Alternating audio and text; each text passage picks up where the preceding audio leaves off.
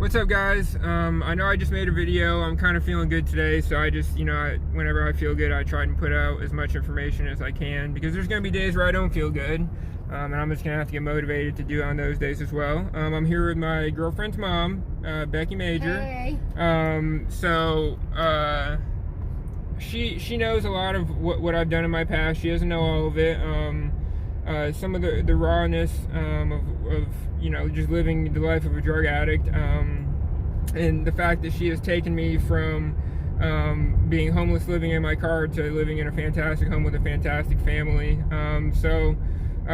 About 2 years ago, I guess the beginning of 2018, so 2 years ago exactly, I was living in my car for about 4 to 5 months, something like that, drinking and using every day. At that time, that is when I first started dating her daughter. And why don't you tell them a little bit about what you thought about that at first initially? Well, let me tell you, a lot of times people ask me, why would I want to take in somebody, for my daughter who seems like the, worst case scenario. And I apologize, but yeah, when you love your child, you don't really think that the worst case scenario is the best bet for your child. But the thing is that I knew that if my daughter, cared for him, then the only way I can make the situation work is that if I cared for him too. Because I knew that if she was going to want to be with him and I said no, she would probably say, well, then if you don't agree, then I'm absolutely going to be with him. So that was one of the things that I first knew, that for my daughter's sake, I didn't want to sever the relationship I had with my daughter. But then as I got to know Travis, because I said, well, we'll help him. If we can help anyway, let's help him. So that's why we I actually had to go to my husband and tell my husband, hey, I want Travis to live with us. My husband thought that was crazy too, because it was like, why do you want to bring in an addict who is technically considered untrustworthy to be in our house?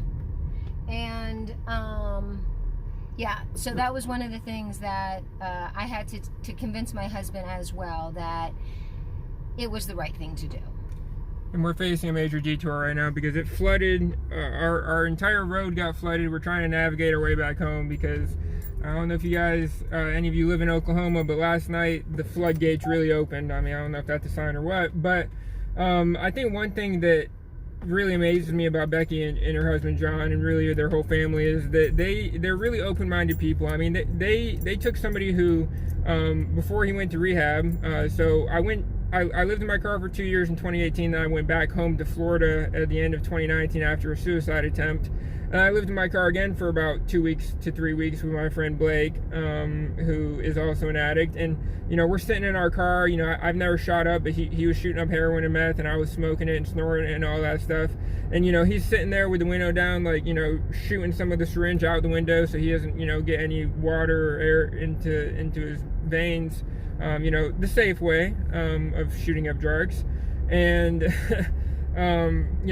she took somebody who was in that situation, who was choosing to live in his car so he could do drugs, instead of choosing to take responsibility for his life and have a real job and all that. She took somebody who really seemed to the outer world as somebody who is, I would say, scum of the earth, not really worth much at all, what most of the world would view me as. And they took me in, and even though I've relapsed a lot, like I said in the first video, I continue to get back up and I continue to try. And I don't know if I would have that capability of doing that if I didn't have the support that I have in my life right now. One of the things, though, too, Travis, is the reason that I feel like, what you call the scum of the earth, and that the kind of people that, people don't really want to acknowledge or they want to throw away, is that these are the type of people who need us most. And that not everybody is just, created to be garbage. Like, something had to go on in your life growing up that, most people find that it's difficult to face reality in life, and they choose to use to avoid what they don't want to face in life. And I think that we all find mechanisms and techniques to, get through life just differently. Whether it be choosing to use, whether it be denial, whether it be, an addiction. I had an addiction of my own. And so I knew that I was, using something else to hide my pains and my sorrows. I know some people know my story, and it goes back to my childhood, where I had things I'm not proud of. And so I knew that there had to be something that you were trying to avoid, you were trying to, you know, hide or run from, and by using it, you know, was your way to cope. And that's 100% right. I mean, everybody has stuff like traumatic. I've had a lot of traumatic events in my life. You know, physical, sexual, emotional abuse, all that stuff. And really, that's all drug use is a way to cope with reality. Really, I mean, this is the most extreme example of it, but really escaping reality and, you know, trying to use that as an escape route so you don't have to deal with really what's happened to you in your life. We talk about that a lot, yeah, too. We talk about this stuff all the time. And I think we'll make more videos in the future about more of like, because she knows a lot of what's happened to me, pretty much everything. So I think we'll make a lot of videos in the future relating how she can relate to me, and also, you know, what happens to me or what has happened to me in my past.